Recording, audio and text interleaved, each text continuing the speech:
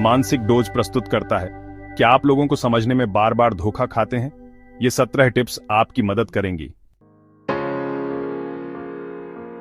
क्या आप अक्सर लोगों को समझने में धोखा खा जाते हैं? कभी कभी उनके शब्द कुछ कहते हैं, लेकिन उनकी असली सोच कुछ और ही होती है।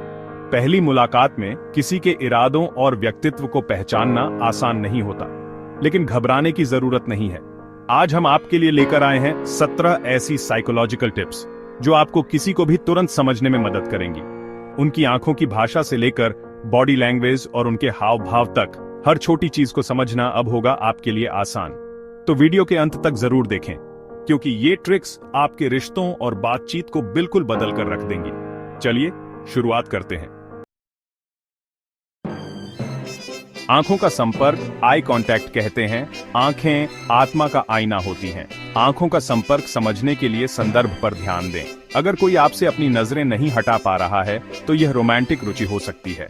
अगर कोई आपकी आंखों में देखकर नजरें चुरा ले तो यह या तो घबराहट या कुछ छुपाने का संकेत हो सकता है। अगर कोई आपको बिना पलक झपकाए देखे तो यह कुछ गड़बड़ या झूठ बोलने का संकेत हो सकता है। भौहों का हाव भाव, आईब्राउज। अगर आप जानना चाहते हैं कि कोई इंसान कितना सहज है तो उनकी भौहों पर नजर डालें। 3 भाव, आश्चर्य, चिंता और डर, भौहों को ऊपर उठा देते हैं।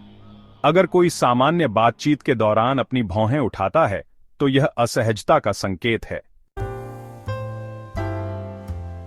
असली मुस्कान आंखों तक पहुंचती है और किनारों पर झुर्रियां बनाती है। अगली बार जब आप देखना चाहें कि किसी की मुस्कान सच्ची है या नहीं, तो आंखों के कोनों पर झुर्रियां खोजें। अगर वे झुर्रियां नहीं हैं, तो मुस्कान कुछ छुपा रही है। अगर कोई पहली मुलाकात में दूसरों की तारीफ करता है तो वे खुद भी अच्छे हो सकते हैं, लेकिन अगर कोई दूसरों को बुरा कहता है तो उनके खुद के अंदर ये गुण हो सकते हैं।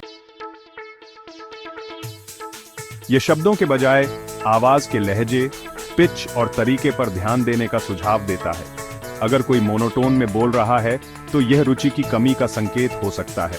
व्यंग्य पर भी ध्यान दें, क्योंकि इसमें बोले गए शब्दों का मतलब आम तौर पर उल्टा होता है। Now let's move on to tip 6.